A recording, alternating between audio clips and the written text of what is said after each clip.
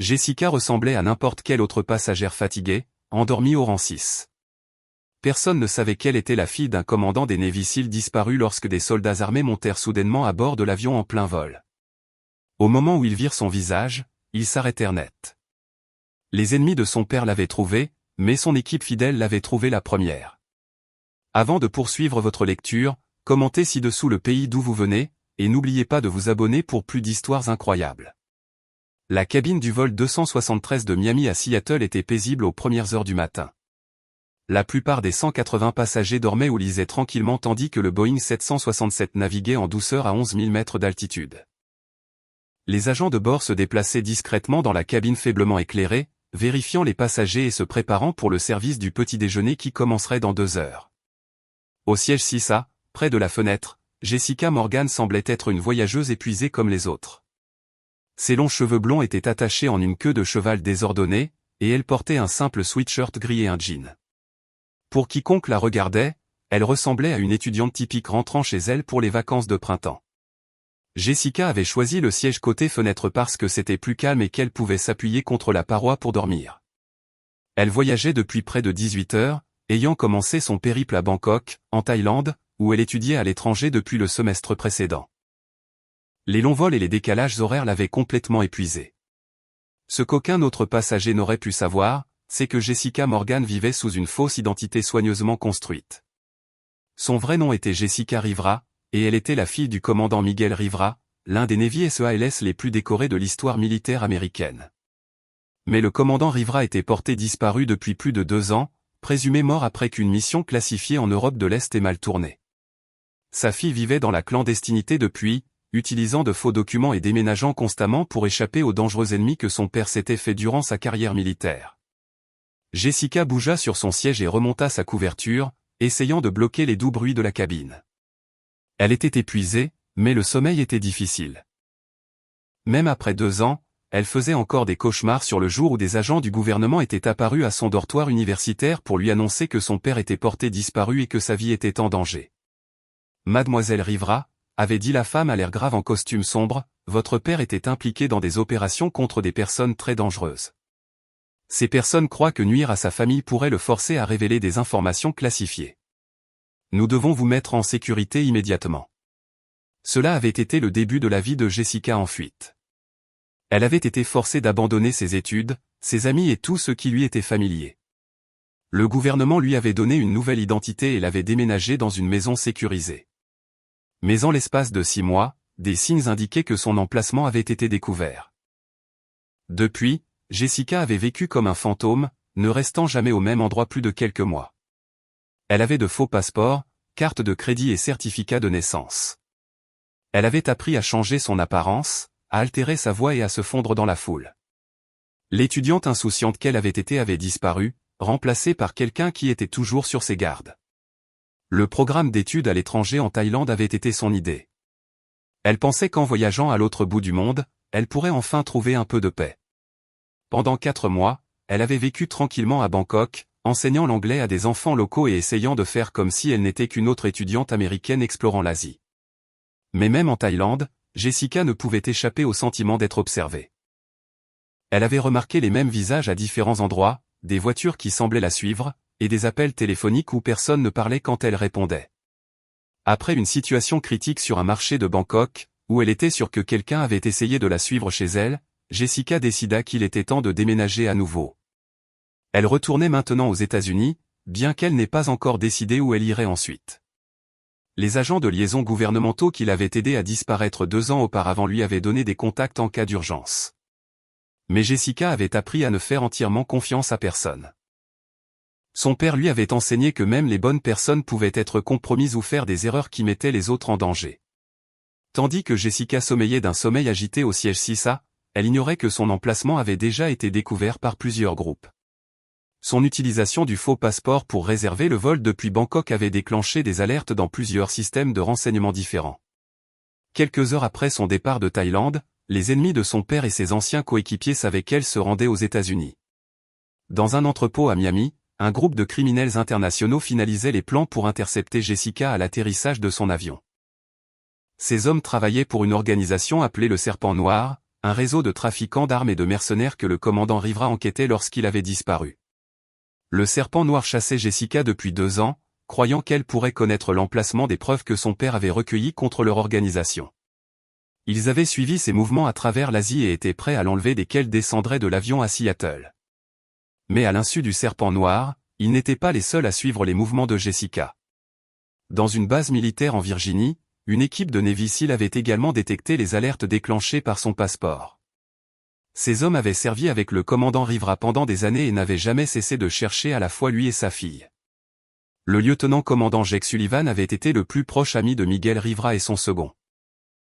Lorsque Rivera disparut, Sullivan avait officieusement poursuivi l'enquête, utilisant ses contacts et ses ressources pour rechercher tout signe de son coéquipier disparu. Monsieur, avait rapporté le sergent-chef Danny Walsh à Sullivan 3 heures plus tôt, nous avons une piste concernant la fille de Rivera. Elle est sur un vol de Bangkok, arrivant à Seattle ce matin. Sullivan avait immédiatement réuni son équipe. S'ils avaient détecté l'emplacement de Jessica, ils savaient que les ennemis de Rivera l'avaient probablement trouvée aussi. Les prochaines heures seraient critiques pour la survie de la jeune femme. Écoutez bien, avait dit Sullivan à son équipe de 6 SEALs d'élite. Miguel Rivera nous a tous sauvé la vie à un moment ou un autre. Sa fille est en danger, et nous allons la mettre en sécurité. C'est non officiel, hors des registres et entièrement volontaire. Quiconque veut se retirer peut partir maintenant. Aucun des hommes n'avait bougé. Ils devaient tous la vie au commandant Rivera, et il risquerait tout pour protéger sa fille. L'équipe avait immédiatement commencé à se préparer pour une intervention d'urgence. Ils avaient rassemblé l'équipement, étudié la trajectoire de vol de l'avion de Jessica et coordonné avec des contacts du contrôle aérien et de la sécurité de l'aéroport.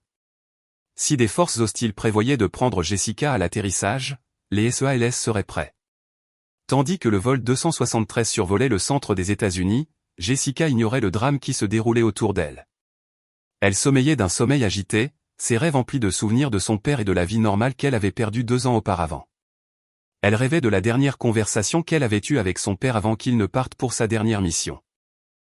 Ils étaient assis dans son petit appartement près de la base navale, partageant une pizza et parlant de ses projets pour l'université. « Je suis fier de toi, Mija », avait-il dit, utilisant le surnom espagnol qu'il lui donnait depuis l'enfance. « Tu vas accomplir de grandes choses dans ta vie. » « Quand reviendras-tu de cette mission ?» avait demandé Jessica.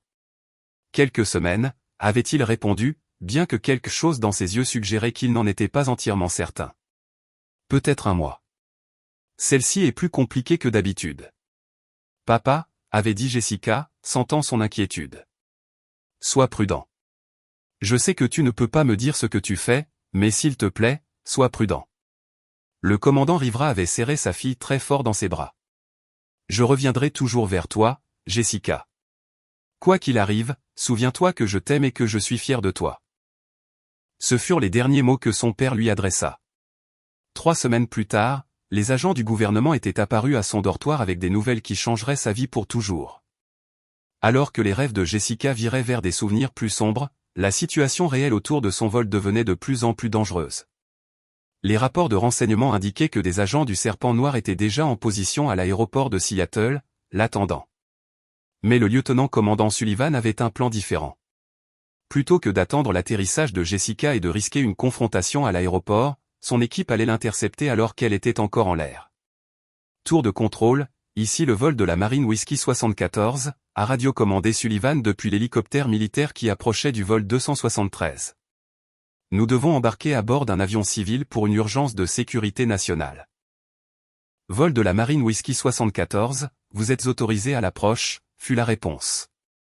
Le vol 273 a été notifié et réduit sa vitesse pour votre embarquement. L'opération d'embarquement à bord d'un avion civil en plein vol était extrêmement dangereuse et rarement tentée. Elle exigeait une coordination parfaite entre l'équipage de l'hélicoptère, les pilotes de ligne et l'équipe d'abordage. Une seule erreur pouvait entraîner un désastre pour toutes les personnes impliquées. Le capitaine Robert Chin, pilote du vol 273, reçut les instructions d'urgence du contrôle aérien avec choc et inquiétude. Personnel de cabine au cockpit immédiatement, annonça-t-il via l'interphone. L'agent de bord en chef Maria Santos se rendit rapidement au cockpit où le capitaine Chin lui expliqua la situation sans précédent. Maria, nous avons reçu l'ordre d'autoriser le personnel militaire à monter à bord de notre avion, dit Chin. C'est une urgence de sécurité nationale. J'ai besoin que vous prépariez la cabine pour les procédures d'embarquement militaire. Santos n'avait jamais entendu parler de quelque chose de pareil sur un vol commercial. Comment vont-ils nous aborder pendant que nous volons? Hélicoptère, répondit Chin d'un air sombre.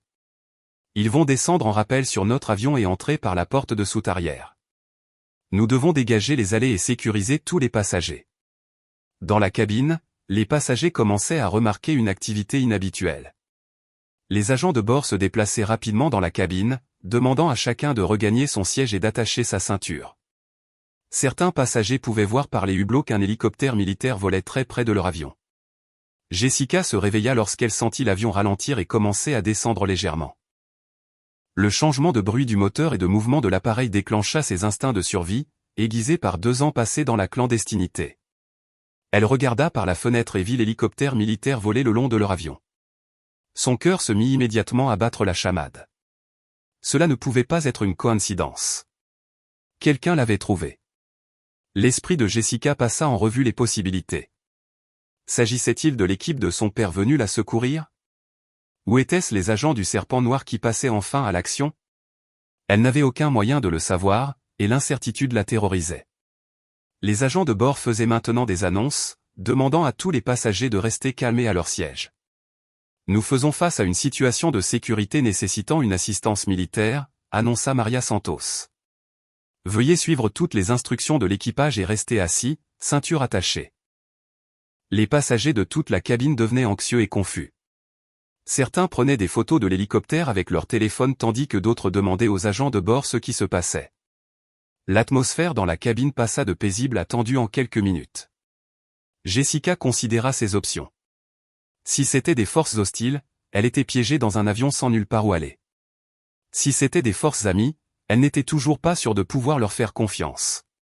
Son père lui avait appris à se méfier de tout le monde, même des gens qui prétendaient l'aider. Dans l'hélicoptère, le lieutenant-commandant Sullivan et son équipe se préparaient pour l'une des opérations les plus dangereuses de leur carrière. Aborder un avion en mouvement exigeait un timing parfait et une exécution sans faille. Une seule erreur pouvait entraîner un désastre pour l'équipe d'abordage et pour les passagers de l'avion. Rappelez-vous, dit Sullivan à son équipe via leur casque, la fille de Miguel Rivera est au siège 6A. Elle se cache depuis 2 ans, elle sera donc terrifiée et méfiante. Nous devons l'atteindre rapidement et en toute sécurité avant que d'éventuels hostiles ne réalisent ce qui se passe. L'équipe était composée de 6 Navy SEALs hautement entraînés, chacun expert en combat rapproché, libération d'otages et opérations secrètes. Ils avaient travaillé ensemble pendant des années et se faisaient entièrement confiance. Approche de l'avion cible, annonça le pilote de l'hélicoptère, préparation de la séquence d'embarquement. L'hélicoptère spécialement modifié se positionna au-dessus de la section arrière de l'avion de ligne commerciale. L'opération exigeait que l'hélicoptère corresponde à la vitesse et à l'altitude de l'avion plus grand tout en maintenant une plateforme stable pour que les SEALs puissent descendre en rappel. Le capitaine Chin sentit la légère vibration lorsque l'hélicoptère se positionna au-dessus de son avion. Maria, dit aux passagers que du personnel militaire monte à bord pour une urgence de sécurité. Soulignez que tout le monde doit rester calme et assis. Dans la cabine des passagers, les gens fixaient le plafond en entendant des bruits inhabituels au-dessus d'eux. Certains passagers priaient tandis que d'autres essayaient d'appeler des membres de leur famille sur leur téléphone, bien qu'il n'ait pas de réseau à l'altitude de croisière. Jessica serra fermement les accoudoirs alors qu'elle entendait les bruits de l'opération d'abordage commencer au-dessus d'elle. Elle entendait des bruits mécaniques et ce qui ressemblait à des bottes sur le toit de l'avion. Son entraînement lui dictait de rester calme et d'évaluer la situation, mais ses émotions submergeaient sa logique. Le premier Navy SEAL apparut à l'arrière de l'avion alors qu'il descendait par la trappe d'accès au cargo. Il portait un équipement tactique complet et une arme automatique, mais ses mouvements étaient maîtrisés et professionnels plutôt que menaçants. « Mesdames et messieurs », annonça le SEAL d'une voix calme et claire, « je suis le sergent Walsh de la Marine des États-Unis. Nous menons une opération de sécurité pour protéger quelqu'un à bord de cet avion. Veuillez rester assis et suivre toutes les instructions. » Les passagers de toute la cabine se tournèrent pour fixer le soldat armé qui venait de descendre du plafond. Certaines personnes crièrent tandis que d'autres restèrent dans un silence stupéfait. L'atmosphère était électrique de tension et de peur. D'autres SEALs apparurent dans la cabine. Tandis que l'opération d'embarquement se poursuivait, ils se déplaçaient avec une précision militaire, vérifiant les rangées de sièges et cherchant quelque chose ou quelqu'un de précis. Leurs armes étaient prêtes, mais non pointées vers les passagers, et leur comportement était professionnel plutôt qu'hostile. Jessica observait avec une terreur grandissante les hommes armés se frayer un chemin dans la cabine vers son emplacement. Elle ne savait toujours pas s'ils étaient là pour la protéger ou la capturer, et l'incertitude était agonisante. Lorsque le Seal en tête atteignit la rangée 6, il s'arrêta et regarda directement Jessica. Leurs yeux se rencontrèrent, et elle vit quelque chose dans son expression qui la surprit, reconnaissance, inquiétude et ce qui semblait être du soulagement. Jessica Rivera, dit doucement le lieutenant-commandant Sullivan, retirant son casque pour qu'elle puisse voir clairement son visage. Jessica hocha la tête, incapable de parler. Son cœur battait si fort qu'elle pensa qu'il allait exploser. « Je m'appelle Jake Sullivan. J'ai servi avec votre père pendant 8 ans. Miguel Rivera m'a sauvé la vie plus de fois que je ne peux compter, et maintenant je suis là pour sauver la vôtre. » Au moment où Jessica entendit le nom de son père et vit la sincérité dans les yeux de Sullivan, elle ressentit un mélange de soulagement et d'une émotion écrasante. Ce n'étaient pas ses ennemis, c'étaient les frères d'armes de son père. « Mon père est-il vivant ?» demanda Jessica, sa voix à peine un murmure. L'expression de Sullivan devint sombre. « Nous ne savons pas. Il est porté disparu depuis plus de 2 ans, mais nous n'avons jamais cessé de le chercher. Pour l'instant, notre priorité est de vous mettre en sécurité. » Quoi? Qu'est-ce qui se passe? Les personnes que votre père enquêtait lorsqu'il a disparu vous ont trouvé. Elles vous attendent à Seattle. Nous avons détecté leur plan et sommes venus vous chercher en premier. Jessica sentit le monde tourner autour d'elle. Après 2 ans à se cacher, à fuir et à vivre dans la peur, le cauchemar la rattrapait enfin. « Que dois-je faire ?» demanda-t-elle, puisant dans la force que son père lui avait appris à trouver dans les situations de crise. « Pour l'instant, restez calme, » répondit Sullivan. « Nous allons vous escorter hors de cet avion à l'atterrissage, mais pas à Seattle. Nous détournons vers une base militaire où nous pourrons vous protéger. » La voix du capitaine Chin retentit dans l'interphone avec une annonce qui surprit tout le monde à bord. « Mesdames et messieurs, en raison d'une situation de sécurité, nous sommes détournés vers la base aérienne de McCord près de Tacoma. Nous nous excusons pour le désagrément, mais cela est nécessaire pour la sécurité de tous. » Les passagers éclatèrent en conversations confuses et en plaintes. Beaucoup de gens avaient des vols de correspondance ou des rendez-vous importants à Seattle, mais la présence de personnel militaire armé montrait clairement qu'il ne s'agissait pas d'un problème opérationnel aérien normal. Sullivan et son équipe prirent des positions défensives dans tout l'avion tout en maintenant une présence calme pour les passagers. Ils expliquèrent aux voyageurs curieux qu'il s'agissait d'une opération de sécurité de routine et que tout le monde serait en sécurité. Jessica passa le restant du vol à parler tranquillement avec Sullivan, apprenant davantage sur le service militaire de son père et les dangereux ennemis qu'il s'était fait durant sa carrière de Navy SEAL. « Votre père enquêtait sur un réseau international de trafiquants d'armes appelé le Serpent Noir », expliqua Sullivan. Il vendait des armes militaires à des organisations terroristes et à des gouvernements hostiles. Miguel avait recueilli des preuves qui auraient pu détruire toute leur opération. Qu'est-il arrivé à mon père? Sa dernière mission était d'infiltrer l'une de leurs installations en Europe de l'Est. Il devait télécharger leurs fichiers informatiques et s'échapper, mais quelque chose a mal tourné. Nous avons perdu le contact avec lui et il n'a jamais atteint le point d'extraction. Jessica sentit des larmes monter dans ses yeux. Pensez-vous qu'il est toujours vivant? Sullivan marqua une pause avant de répondre. Votre père est l'homme le plus coriace que j'ai jamais connu. Si quelqu'un pouvait survivre à une capture et à une détention de 2 ans, ce serait Miguel Rivera. Mais nous devons être réalistes quant aux possibilités. Alors que le vol 273 entamait son approche de la base aérienne de McCord, l'équipe de Sullivan se préparait pour la partie la plus dangereuse de leur mission. Si les agents du Serpent Noir avaient réalisé que Jessica était détournée de Seattle, ils pourraient tenter une attaque à la base militaire. Tour de contrôle, ici le lieutenant-commandant Sullivan à bord du vol 273, a radiocommandé Sullivan. Nous transportons une cible de grande valeur avec des forces hostiles potentiellement à la poursuite. Demande de protocole de sécurité complet. Reçu, lieutenant-commandant.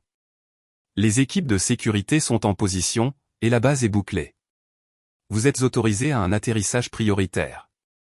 Le capitaine Chin guida habilement l'avion de ligne commerciale sur la piste militaire où il fut immédiatement entouré de personnel de sécurité armé et de véhicules blindés. La vue de cette réponse militaire fit comprendre à tous les passagers qu'il s'agissait d'une grave situation de sécurité nationale. Alors que l'avion s'immobilisait, Sullivan se tourna vers Jessica. À partir de ce moment, votre ancienne vie est terminée. Nous allons vous donner une nouvelle identité, de nouveaux documents et une nouvelle protection. Mais vous serez en sécurité. Jessica hocha la tête, comprenant que ces 2 années de fuite et de cachette prenaient enfin fin, mais que sa vie ne reviendrait jamais à la normale. Qu'en est-il de la recherche de mon père? Nous ne cesserons jamais de le chercher, promit Sullivan. Et maintenant que vous êtes en sécurité, nous pouvons concentrer nos ressources sur la traque du serpent noir et obtenir des réponses sur ce qui est arrivé à Miguel. Alors que le personnel militaire montait à bord de l'avion pour escorter Jessica en sécurité, elle ressentit un mélange complexe d'émotions. Du soulagement que son calvaire prenne fin, du chagrin pour la vie normale qu'elle avait perdue, et de l'espoir qu'un jour elle pourrait être réunie avec son père. Les autres passagers observèrent avec fascination Jessica être escortée hors de l'avion par une équipe de Navy SEALs. Beaucoup d'entre eux réalisèrent qu'ils avaient été témoins de quelque chose d'extraordinaire, bien qu'ils ne connaîtraient jamais toute l'histoire de la jeune femme qui était assise tranquillement au rang 6. La nouvelle vie de Jessica à l'installation militaire sécurisée était complètement différente de tout ce qu'elle avait vécu pendant ces 2 années de clandestinité. Au lieu de déménager constamment et de vivre dans la peur, elle avait maintenant la stabilité, la protection et, surtout, des gens qui travaillaient pour retrouver son père. L'installation, qu'elle apprit être un complexe de renseignements classifiés de la marine en Virginie, et hébergeait les familles de personnel militaire sous protection des témoins ou dans d'autres situations à haut risque. Jessica avait son propre appartement, accès à des programmes éducatifs et même un soutien psychologique pour l'aider à gérer le traumatisme des 2 dernières années. Le lieutenant-commandant Sullivan lui rendait régulièrement visite, la tenant informée de la recherche du commandant Rivera et de l'enquête sur l'organisation du Serpent Noir. Les informations que Jessica avait fournies sur les habitudes personnelles, les contacts et les méthodes de son père s'étaient avérées précieuses pour comprendre ce qui aurait pu se passer lors de sa dernière mission. Nous avons identifié l'installation en Europe de l'Est où votre père a été vu pour la dernière fois, lui dit Sullivan lors de l'une de leurs rencontres. Nous planifions une mission de reconnaissance pour voir si nous pouvons trouver une trace de lui ou des preuves de ce qui s'est passé. Jessica avait également commencé à travailler avec des analystes du renseignement de la marine, les aidant à comprendre les méthodes de recherche de son père et les preuves qu'il avait recueillies contre le serpent noir. Ses compétences informatiques, qu'elle avait développées pendant sa période de clandestinité, se sont avérées précieuses pour analyser des fichiers et des communications chiffrées. Votre père était plus près de démasquer le serpent noir que nous ne le pensions, lui dit un analyste. Les preuves qu'il a recueillies pourraient encore faire tomber toute leur opération, mais nous devons trouver où il les a cachées. La recherche du commandant Rivera était devenue une opération conjointe impliquant plusieurs unités militaires et agences de renseignement. La marine avait autorisé des ressources importantes pour la mission, à la fois en raison de la valeur de Rivera en tant qu'atout de renseignement et en raison de ses états de service et de la loyauté de ses coéquipiers. Jessica avait également commencé à s'entraîner avec l'équipe de sécurité de l'installation, apprenant des techniques avancées d'autodéfense et des compétences de survie. Sullivan avait insisté pour qu'elle soit préparée à se protéger si le serpent noir retrouvait un jour son emplacement. « Votre père voudrait que vous soyez forte et capable », lui dit Sullivan lors d'une séance d'entraînement. Il vous a élevée pour être indépendante et intelligente. Maintenant, nous allons nous assurer que vous pouvez aussi être dangereuse si nécessaire. L'entraînement était exigeant physiquement et émotionnellement, mais Jessica découvrit que cela l'aidait à traiter la colère et la peur qu'elle portait depuis 2 ans. Elle n'était plus seulement une victime se cachant de personnes dangereuses. Elle devenait quelqu'un qui pouvait riposter.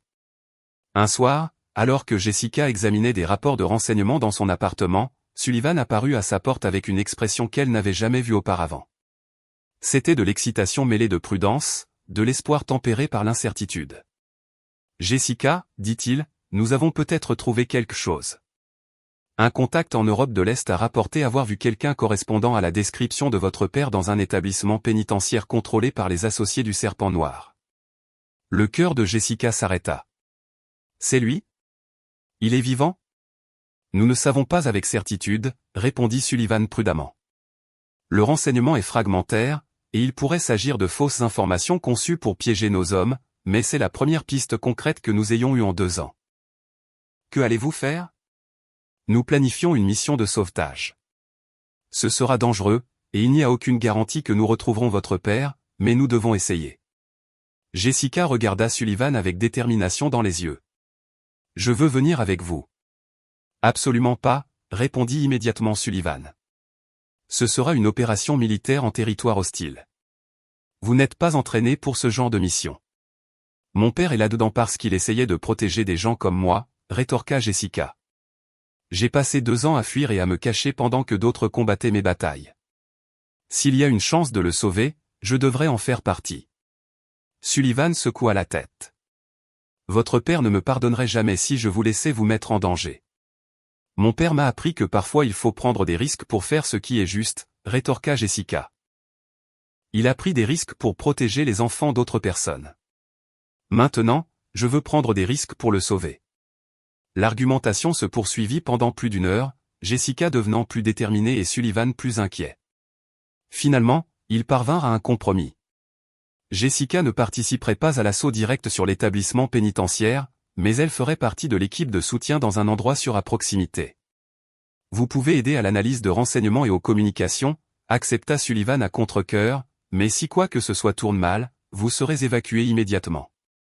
2 semaines plus tard, Jessica se retrouva à bord d'un avion de transport militaire en direction de l'Europe de l'Est. Elle portait un équipement tactique et transportait du matériel de communication, prenant enfin un rôle actif dans la recherche de son père au lieu d'attendre impuissante que d'autres lui apportent des nouvelles. Alors que l'avion volait à travers la nuit vers la zone de mission, Jessica pensa au voyage qu'il avait mené à ce moment. Elle était passée d'une étudiante insouciante à une personne en clandestinité, et maintenant à quelqu'un qui se battait activement pour sauver son père. La jeune femme endormie au rang 6 du vol 273 avait disparu à jamais, remplacée par quelqu'un de plus forte, plus capable et plus déterminée. Jessica Rivera avait enfin cessé de fuir et commençait à riposter. Et quelque part dans un établissement pénitentiaire devant eux, si le renseignement était correct, le commandant Miguel Rivera attendait d'être secouru par la fille qu'il avait élevée pour être courageuse et les coéquipiers qui n'avaient jamais perdu l'espoir de le ramener à la maison. La mission était sur le point de commencer, et Jessica était prête à aider à sauver l'homme qui avait passé sa vie à sauver les autres. Le refuge était situé à 24 km de l'installation cible, caché dans une forêt dense qui offrait une couverture parfaite pour l'opération. Jessica était assise devant une série d'écrans d'ordinateur, analysant des images satellites et des communications interceptées pendant que l'équipe de Sullivan préparait son équipement pour l'assaut. Les renseignements confirment que l'installation est lourdement gardée, rapporta le sergent-chef Rodriguez, le spécialiste des communications de l'équipe. Nous estimons environ 25 personnels hostiles, des armes automatiques et des systèmes de surveillance électronique. Jessica étudia les schémas du bâtiment sur son écran, notant l'agencement des couloirs, les positions des gardes et les routes d'évasion possibles. Son père lui avait appris à penser tactiquement, et elle se retrouva à comprendre naturellement les défis auxquels l'équipe serait confrontée. La zone de détention des prisonniers se trouve au sous-sol, dit-elle à Sullivan, pointant les plans. Si mon père est là, vous devrez franchir 3 points de contrôle de sécurité pour l'atteindre. Sullivan hocha la tête d'un air sombre. Nous avons géré des situations pires. La clé est la vitesse et la surprise. Nous entrons, trouvons votre père, et sortons avant qu'il ne puisse organiser une réponse adéquate. Tandis que l'équipe effectuait les dernières vérifications de l'équipement, Jessica remarqua que chaque cile portait une petite photographie dans son équipement tactique. Quand elle regarda de plus près, elle réalisa que c'étaient toutes des photos de son père issues de diverses opérations militaires au fil des ans. « Pourquoi portez-vous tous sa photo » demanda-t-elle au sergent Walsh. Walsh sourit tristement. « Miguel Rivera nous a tous tirés de situations impossibles à un moment donné de nos carrières. Nous portons sa photo comme un rappel de ce que nous lui devons et pourquoi nous n'abandonnons jamais nos frères. » Le poids émotionnel du moment frappa Jessica puissamment. Ces hommes ne menaient pas seulement une opération militaire. Ils risquaient leur vie pour sauver quelqu'un qu'ils aimaient comme leur famille. Elle comprit pour la première fois la véritable signification de la fraternité militaire dont son père avait toujours parlé.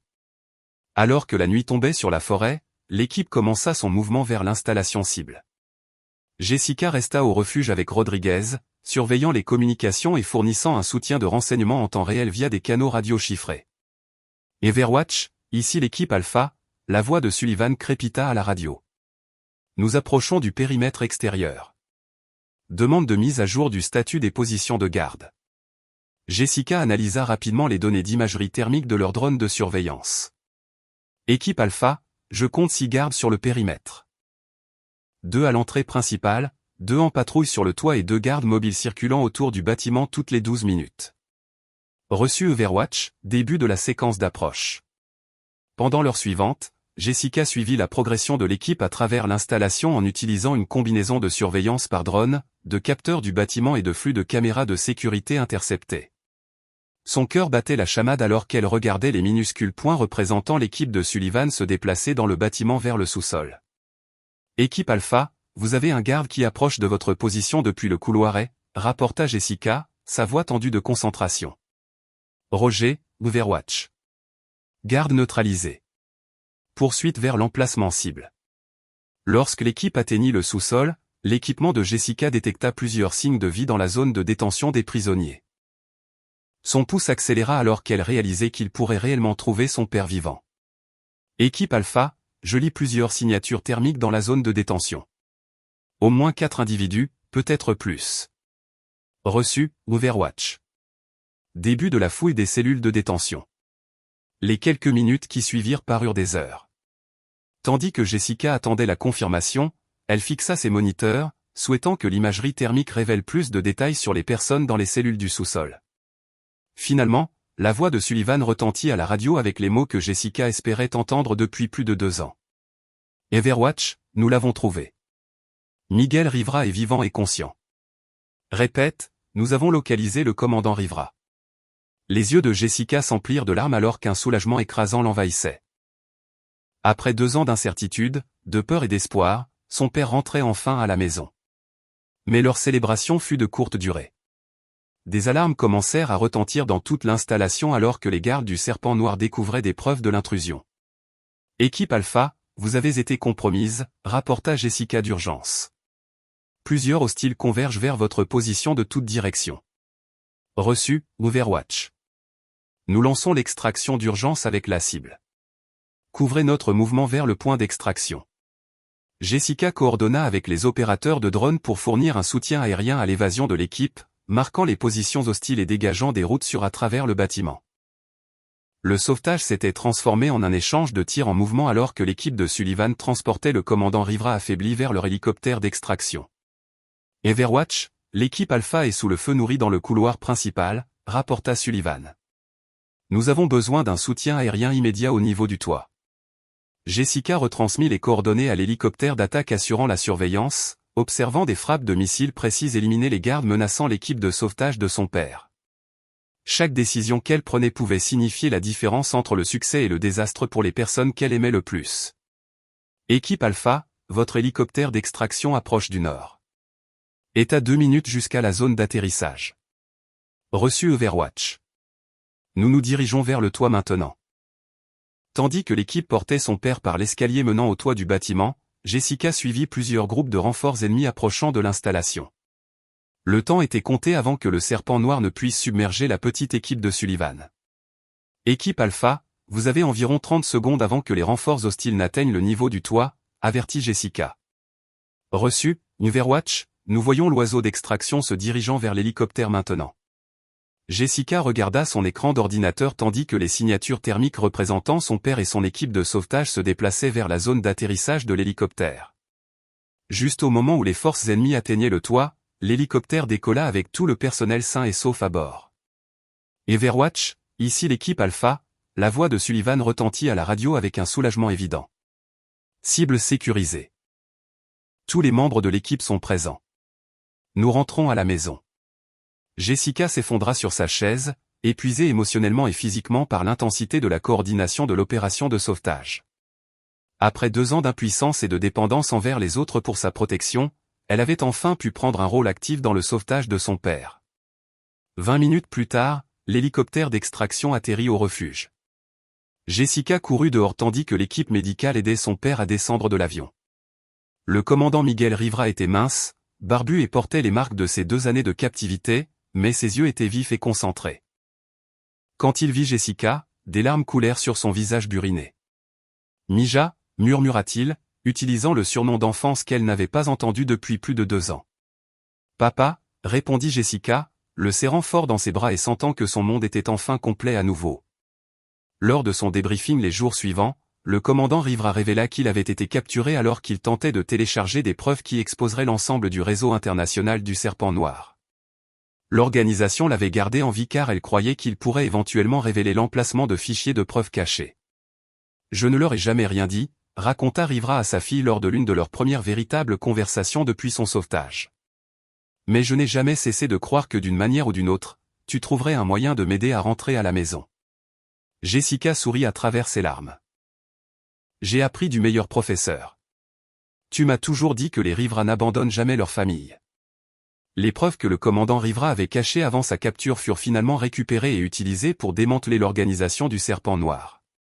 Des dizaines de trafiquants d'armes et de criminels internationaux furent arrêtés lors de raids coordonnés dans plusieurs pays. Mais pour Jessica et son père, le résultat le plus important de la mission était bien plus simple.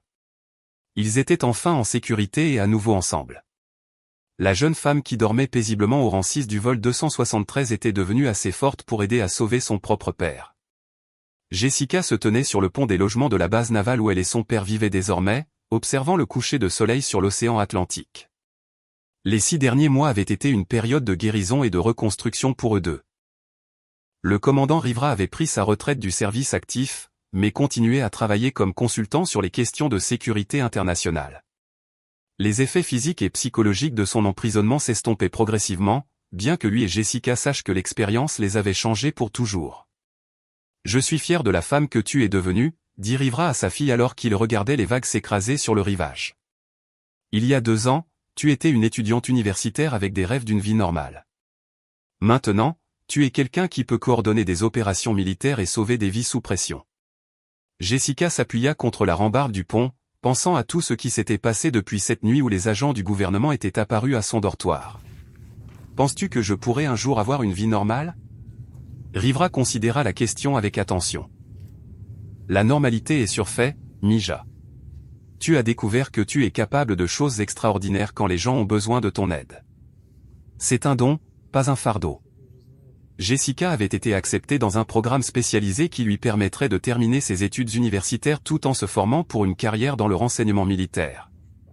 Ce n'était pas l'avenir qu'elle avait prévu il y a 2 ans, mais cela semblait juste pour la personne qu'elle était devenue.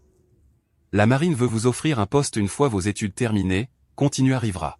« Ils ont été impressionnés par vos compétences analytiques et votre performance lors de l'opération de sauvetage. Que penses-tu que je devrais faire ? Je pense que tu devrais suivre ton cœur. Tu as mérité le droit de choisir ton propre chemin, quel qu'il soit. » Alors que le soleil disparaissait sous l'horizon, Jessica pensa à la passagère endormie qu'elle avait été autrefois. Quelqu'un qui fuyait le danger et dépendait des autres pour sa protection. Cette personne lui semblait maintenant une étrangère. La femme debout sur le pont était quelqu'un qui avait aidé à planifier et à exécuter une opération de sauvetage militaire. Quelqu'un qui avait fait face à ses peurs et choisi de se battre plutôt que de se cacher. Quelqu'un qui avait sauvé la vie de son père en refusant de rester passif quand l'action était nécessaire. Les Navy SEALs qui avaient encerclé son siège sur le vol 273 s'étaient figés en voyant son visage parce qu'ils reconnaissaient la fille du commandant Rivera. Mais ils avaient aussi vu autre chose dans ses yeux cette nuit-là, la même force et détermination qui avait fait de son père un guerrier légendaire. Jessica Rivera n'était plus seulement la fille d'un Navy SEAL. Elle était devenue une guerrière à part entière. Quelqu'un qui comprenait que parfois, des gens ordinaires doivent faire des choses extraordinaires pour protéger ceux qu'ils aiment. Le voyage qui avait commencé alors qu'elle dormait au rang s'il avait mené à la mission la plus importante de sa vie, ramenant son père à la maison et découvrant sa propre force dans le processus. Et tandis qu'elle regardait l'océan qui avait porté tant de guerriers vers des batailles lointaines, Jessica savait qu'elle était prête à relever tous les défis à venir. La passagère endormie avait disparu à jamais, remplacée par quelqu'un qui ne serait plus jamais impuissante quand d'autres auraient besoin d'elle.